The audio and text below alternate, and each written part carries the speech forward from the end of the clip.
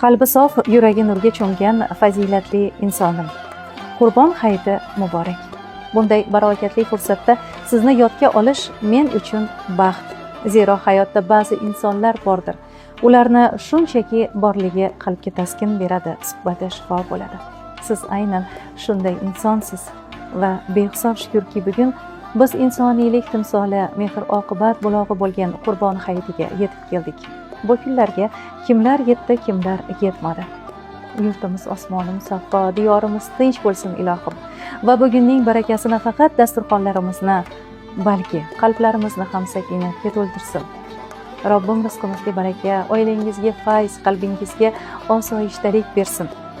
Bugun har bir so'zingiz sizni mehrga, har bir qadamingiz yaxshilikka, har bir niyatlaringiz baraka sari yetaklasin ilohim. Kelasi Qurbon hayitiga bag'ri butunlikda siz u bizni jonimizga jon qo'shib yetkazishini Robbimdan tilab qolaman.